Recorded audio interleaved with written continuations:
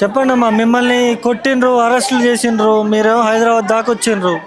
మరి ఎట్లా ఇల్లులు ఎంత ఎట్లా? మమ్మల్ని కొట్టడం ఏంది, ఆడవాళ్ళు ఏడబడితే ఆడ కొట్టుడు. అసలు ఏడ్చుకుపోయారు, కింద పెట్టి ఏడ్చుకుపోయారు మమ్మల్ని. మాకు దెబ్బలు కూడా తగిలి అట్ట చేశారు మమ్మల్ని. పొంగులేటి శ్రీనివాసరెడ్డి ఇల్లులు కట్టిస్తా అంటాడు కదా, ఏడ ఉన్నిళ్ళు గోల కొట్టి మళ్ళీ ఇల్లు కట్టేస్తాడా? మాకు ఏడ కట్టేస్తాడు? అదే భూమిలో కట్టి మనం అదే భూమిలో అడుగుతున్నాం మేము ఇల్లు. మాకెక్కడ అవద్దు, మా భూమిలోనే మాకు ఇల్లు కట్టియాలి అంతే. అన్యాయంగా ఉంటా ఉన్నారంట కదా మీరంతా. మేమా అన్యాయంగా ఉంటున్నామా? అంటే కోర్టు కూడా అన్యాయంగానే ఇచ్చింది అవన్నీ పట్టాలు. కోర్టు ఆర్డర్లు ఉన్నాయిగా ఇప్పుడు. అది ఆ భూమి ఇచ్చిన ఆయనే చెప్పిండుగా, భూమి ఇచ్చిన ఆయనే నేనే ఇచ్చిన భూమి వాళ్ళకి పేదలని పట్టాలు ఇచ్చిన అని చెప్పిండుగా. అది అన్యాయం ఎట్టయింది? మరి నువ్వు ఉంటావు అన్యాయంగా, మేము ఉంటున్నాం అన్యాయంగానే. నువ్వేం చేస్తావు ఆ భూమిని? ఇప్పుడు మీ జిల్లా మంత్రే కదా తల్లి, మరి మీ జిల్లా మంత్రే మరి అది కోట్లలో ఉందిగా, మరి సంపాదించుకోవాలి. ఇంకా సరిపోలేదు సంపాదన, ఇంకా సరిపోలే. మందూసురు కొట్టుకోవటం ఇంకా సరిపోక ఇంకా సంపాదించుకోవాలని. అది ఏం కావాలని కోరుకుంటా ఉన్నారు మీకు? మాకు అదే భూమి కావాలి, అదే భూమిలో ఇల్లు కట్టియాలి. మాకు మేమెంత నష్టపోయినామో అంత నష్టం కట్టియాలి మాకు. అంతవరకు మేము ఎంత లెక్కైన పోతాం. ఏం చేస్తారు? ఎంత లెక్కనంటే ఏం చేస్తారు? ఏదైనా అంటే అదే అక్కడే ఉంటాం మేము. మరి మీరు అక్కడ ఉన్నప్పుడే మొన్న మిమ్మల్ని తీసుకుపోయి అరెస్ట్ చేసిండ్రు, కొట్టిండ్రు, ఇలా చేసిండ్రు కదా. మళ్ళీ సిద్ధంగానే ఉన్నాం అరెస్టులకు కూడా. ఫైనల్ గా మరి మీ మంత్రి ఉన్నాడు కదా, పోయి కలిసిండ్రా ఇట్లా ఉంది మా పరిస్థితి? అసలు మమ్మల్ని కలవనిస్తేగా, మాతో మాట్లాడితేగా అసలు లేదు.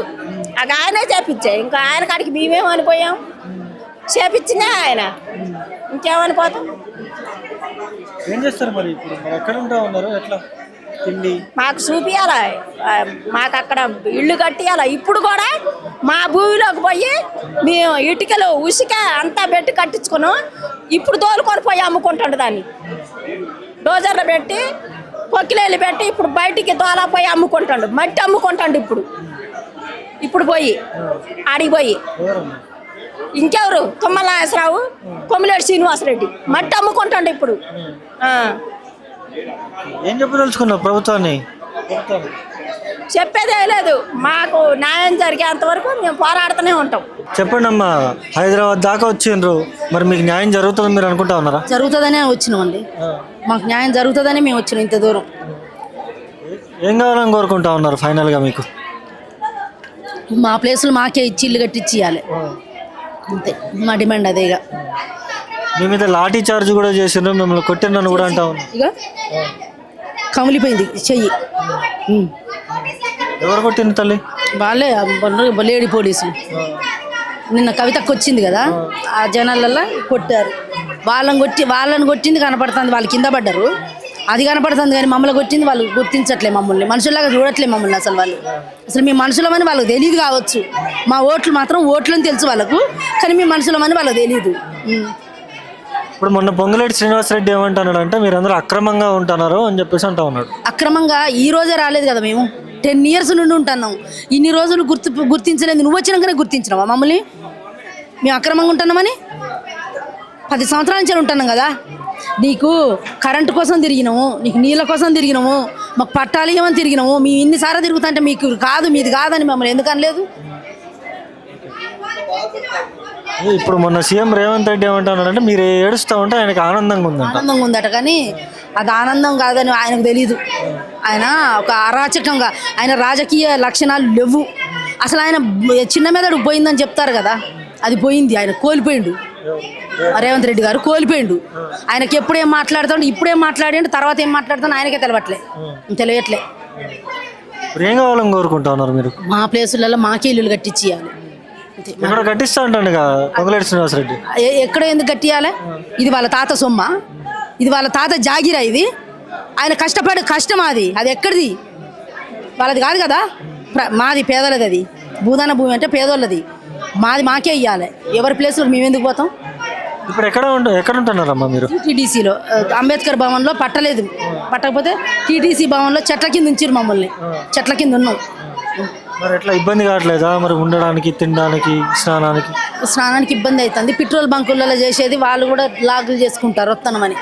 పెట్రోల్ బంకులో కూడా రానిత్తలేరు. ఇక నైట్ అయినాక గోడ సాటుకు పోయి బకెట్లో నీళ్ళు తీసుకొని పోయి స్నానం చేసి వస్తాను. మరి మీరు హైదరాబాద్ వచ్చి మరి మాట్లాడుతూ ఉన్నారు కదా, మరి మీరు కమాయి వెళ్ళిన తర్వాత మిమ్మల్ని ఇబ్బందులు పెట్టరా? పెడతారు. మా సార్ ఒక రోజు వచ్చిండు ఇక్కడికి, వచ్చి ఇక్కడ కలిసిపోయిండ్రు. తర్వాత ఆయన టార్గెట్ పెట్టారు, ఆయన లేడు, పక్కకి వెళ్ళిపోయిండు. ఇప్పుడు మేము వచ్చినాం, ఎంత కనిపెడతారు? పెట్టని పోతే ఆ పుణ్యం కూడా వాళ్ళే కట్టుకోవాలి కదా. మార్పు అని చెప్పి కాంగ్రెస్ ప్రభుత్వానికి ఓటేసుకున్నారు, మరి ఇట్లా అయింది కదా, మరి ఎట్లా మరి? కానీ ఇంత అన్యాయం చేస్తాడని మేము అనుకోలే, అసలు ఇంత అన్యాయం చేస్తాడని అనుకోలే. మా పక్కనే మా తలాపన ఉన్నాడు కదా అనుకున్నాం, కానీ మమ్మల్ని మా తల మీద చేయి పెడతాడని మేము ఎప్పుడు ఊహించలేదు. అసలు మాకు ఆ థాట్ రాలేదు. మా ఇల్లులు పోతేనే థాట్ మాకు వస్తే మేము 18 లక్షలు పెట్టుకొని మీ ఇల్లు ఎందుకు కట్టుకుంటాం? కానీ ఇంత అన్యాయం చేస్తాడని మేము ఎప్పుడు అనుకోలే. ఏం పని చేస్తూ ఉంటారమ్మా మీరు? మా ఆయన ఫ్యాక్టరీ పోయేటోడు. ఫ్యాక్టరీ పోతే బీపీ పెరిగి పెరాలసిస్ లాగా వచ్చింది, ఇక పోట్లేడు. ఇంట్లోనే కిరాణా షాపు, నేను మిషన్ కుడతా, అట్లనే బతుకుతున్నాం మేము. రూపాయి కూడా కట్టుకునే ఇల్లు కదా. తేపకు కొంచెం అట్లా కట్టుకొని 10 సంవత్సరాల నుంచి కట్టుకుంటే 2 సంవత్సరాల క్రితం పూర్తి అయింది. మా ఇల్లు మాకే కావాలి, మా ప్లేస్లో మాకు ఇల్లు కట్టించి ఇవ్వాలి. మా డిమాండ్ అదంతే, ఏం లేదు మాకు. ప్రభుత్వం నుండి మేము లక్షలు అడగట్లే, వాళ్ళ ఎకరాలు అడగట్లే, మాకు ఏమొద్దు. మా 100 గజాల ప్లేస్ మాకే.